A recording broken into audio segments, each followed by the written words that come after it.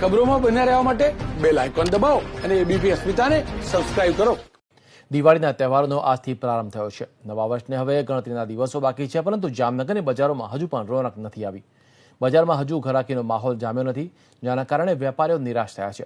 જામનગરમાં આમ તો દર વર્ષે દિવાળીના એક સપ્તાહ પહેલા જ ફટાકડા અને કપડાની ખરીદી કરવામાં આવતી હોય છે, પરંતુ કોરોના મહામારીના કારણે ચાલુ વર્ષે લોકો ખરીદી કરવાનું ટાળી રહ્યા છે। લોકોએ કપડાની ખરીદી ટાળતા રેડીમેડ ગાર્મેન્ટના વેપારીઓને દિવાળી બગડે તેવી આશા છે। આવી જ કંઈક હાલત ફટાકડા માર્કેટની છે। ફટાકડાની બજારમાં પણ કાગડા ઉડીતા જોવા મળ્યા। તો ગયા વખત કરતાં દિવાળી આ વખતે 50% છે।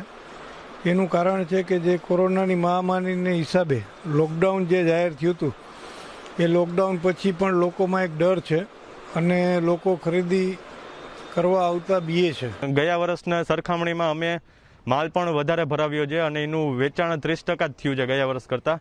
અને અમને એનું કારણ એ છે કે લોકડાઉનનો પીરિયડ ગયો, એના પછી કોરોનાની મહામારી આવી અને ધંધા રોજગાર છે એને માર્કેટમાં બધું મંદું હાલે છે, જેના કારણે હજી અમારે એટલું એક્સપેક્ટેશન ઓછી હતી અને હજી પબ્લિક આવતા 4 દિવસમાં બહાર નીકળશે એવી અમારી આશા છે। અત્યારે આપણે લોકડાઉનનો પીરિયડ ગયો ને માથે આ કોરોનાનો પીરિયડ હતો, એ દરમિયાન આપણે મહામારીને લીધે ધંધાકીય બહુ પરિસ્થિતિ નબળી હતી, એને હિસાબે આપણે ખરીદી કરવી અઘરી લાગે છે। છતાં પણ આપણે આપણા તહેવારો જાળવી રાખવા જરૂરી છે અને એ જળવાઈ રહે એવી સાથે થોડી ઘણી ઓછી ખરીદી કરીને પણ આપણે આપણા તહેવારો ઉજવીએ।